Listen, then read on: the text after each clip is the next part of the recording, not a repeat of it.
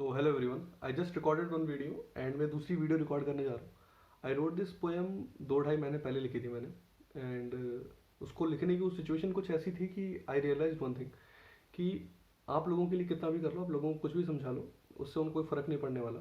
Because जिस तरह से जो भेड़ चाल चल रही है उसके हिसाब से we are very much inclined कि हम दूसरों को समझा पाएँ कि हम क्या कर रहे हैं, क्यों कर रहे हैं, कैसे कर रहे हैं.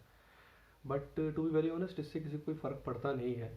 और ये बस हमारा एक खुद का भ्रम है कि हम दूसरों को अपनी अहमियत बता के, अपनी अहमियत जता के हम अच्छे बन जाएंगे. ठीक है, it's my personal opinion, but I feel कि most of us are facing the same dilemma. So to get out of this I wrote this poem. So I think that most of you can relate to it as well.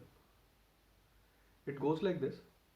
अक्सर शांत रहा हूँ मैं, कभी ऊंचा कभी नीचा बोल जाता हूँ. अक्सर शांत रहा हूँ मैं, कभी ऊंचा कभी नीचा बोल जाता हूँ.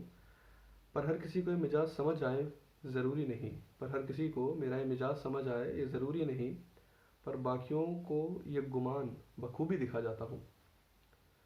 इतनी समझ हो गई है मुझे कि सबको बराबर की समझ नहीं है इस जहाँ में.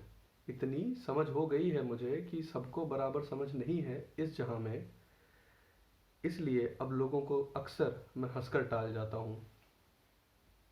कुछ हंस बोल कर कुछ हंस बोलकर दोबारा खुद संग गुमसुम गुमसुम शांत बैठ जाता हूँ. कुछ हंस बोलकर खुद संग गुमसुम शांत बैठ जाता हूँ.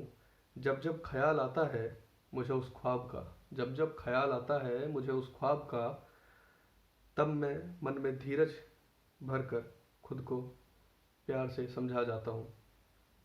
बहुतों के लिए हूँ अजनबी, बहुतों के लिए हूँ अजनबी, कुछ के लिए अभी भी पहेली ही हूँ.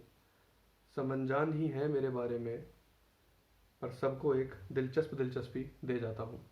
So I think that most of you can relate to it. मुझे पोएम याद नहीं थी, that's why I read like this. So yeah, thank you.